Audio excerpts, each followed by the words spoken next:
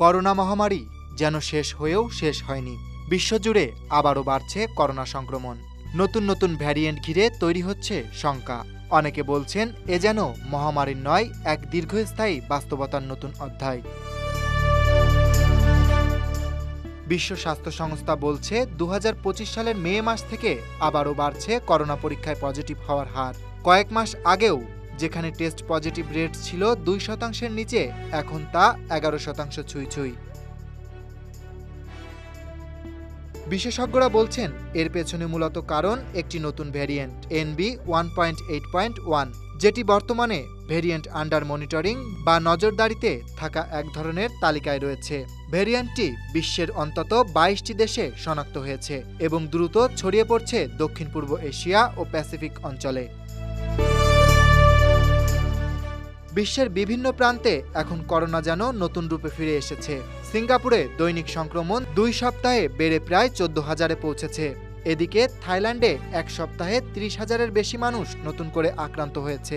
হংকংয়ে test positive হার বেড়ে দাঁড়িয়েছে ১৩%-এর বেশি। চীনে বর্তমানে NB.1.8.1 প্রধান ভ্যারিয়েন্ট হিসেবে ছড়াচ্ছে। স্থানীয়ভাবে রোগীদের হাসপাতালে ভর্তির সংখ্যা বাড়ছে। এমনকি চীনের বিজ্ঞানীরা সতর্ক করেছেন, বলছেন HKU5CoV2 নামে একটি নতুন করোনা ভাইরাস মানুষের সংক্রমণ ঘটাতে পারে, যেটির জিনগত গঠন অনেকটা মার্স ভাইরাসের মতো। বাংলাদেশে এখন পর্যন্ত পরিস্থিতি মারাত্মক নয়, তবে মে মাসে দৈনিক সংক্রমণ কিছুটা বেড়েছে। স্বাস্থ্য অধিদপ্তরের তথ্য বলছে এপ্রিলের গড় সংক্রমণ যেখানে ছিল ২০ থেকে ৩০, মে মাসে তা বেড়ে দাঁড়িয়েছে ৮০ থেকে ৯০-এর মতো। স্বাস্থ্য অধিদপ্তরের পাঠানো নিয়মিত করোনা বুলেটিন অনুযায়ী ৯ জুন দেশ জুড়ে ২৪ ঘন্টায় করোনা ভাইরাসে আক্রান্ত হয়েছেন ২৮ জন, যাদের মধ্যে ৫ জন শিশু রয়েছে। বিশেষজ্ঞদের মতে দেশে XFG এবং XFC নামে ২টি নতুন ভ্যারিয়েন্ট শনাক্ত হয়েছে, যেগুলো মূলত অমিক্রন JN1 থেকে তৈরি সাবভ্যারিয়েন্ট। এদের সংক্রমণ ক্ষমতা বেশি হলেও এখন পর্যন্ত জটিলতা বা মৃত্যুহার কম। তবে নজরদারি জরুরি। বাংলাদেশ সরকার এখনও বড় ধরনের কোনো বিধিনিষেধ দেয়নি, তবে মাস্ক পরা, ভিড় এড়িয়ে চলা এবং বুস্টার ডোজ দেওয়ার জন্য পরামর্শ দেওয়া হচ্ছে।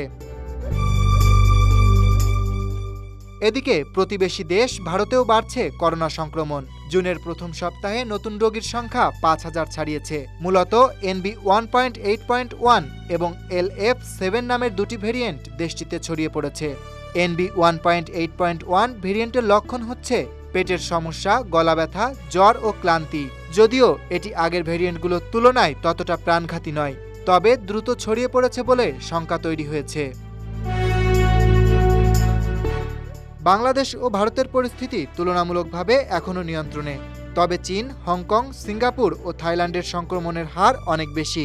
ওয়ার্ল্ড হেলথ অর্গানাইজেশন বলছে নিয়মিত জিনোম সিকোয়েন্সিং, স্বাস্থ্যবিধি মেনে চলা ও ঝুঁকিপূর্ণ জনগোষ্ঠীকে অগ্রাধিকার ভিত্তিতে টিকা দেওয়ার মাধ্যমে পরিস্থিতি নিয়ন্ত্রণে রাখা সম্ভব।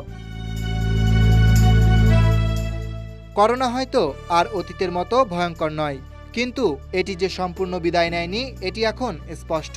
নতুন ভ্যারিয়েন্ট, বাড়তে থাকা সংক্রমণ আর হাসপাতাল ভিত্তিক সতর্কতা সব মিলিয়ে আমাদের আরও সচেতন হওয়ার সময় এসেছে। বিশেষজ্ঞরা বলছেন এখন আর আতঙ্ক নয়, বরং মাস্ক, টিকা ও চিকিৎসা ব্যবস্থার উপর জোর দেওয়ার সময়। মনে রাখুন, আতঙ্ক নয়, সচেতনতাই প্রতিরোধের প্রথম ধাপ। মাস্ক পরুন, ভিড় এড়ান, হালকা উপসর্গেও দ্রুত পরীক্ষা করুন এবং টিকা নেওয়া থাকলে বুস্টার ডোজ নিতে ভুলবেন না। Dhaka express news desk.